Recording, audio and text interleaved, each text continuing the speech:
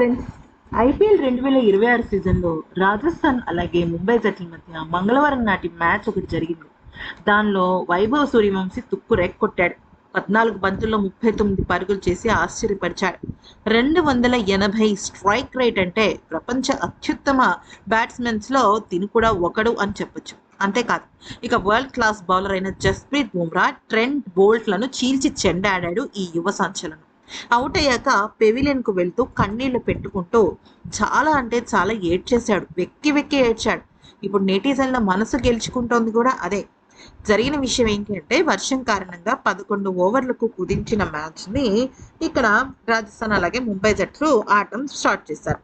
బుమ్రా వేసిన తొలి బంతిని సిక్సర్గా మలిచి మొత్తం 5 సిక్సర్లతో ముంబై బౌలర్లకు చుక్కలు చూపించాడు. అయితే ఒక భారీ షాట్కు ప్రయత్నించి అవుట్ అయిన తర్వాత వైభవ్ సూర్యవంశీ మొహంలో చిరునవ్వుకు బదులు తీవ్రమైన నిరాశ కనిపించింది. డ్రెస్సింగ్ రూమ్కి వెళ్ళేటప్పుడు తన కళ్ళల్లో నీళ్లు తిరగడం, కెమెరాకు చిక్కటం ఇవి చాలా స్పష్టంగా కనపడ్డాయి. 14 బంతుల్లో 39 పరుగులు అనేది చిన్న వయసులో గొప్ప స్కోరే అయినప్పటికీ వైభవ్ జట్టు కోసం మరిన్ని పరుగులు చేయలేకపోయానని బాధపడడంలో అతని క్రీడా స్ఫూర్తి కనపడుతుంది.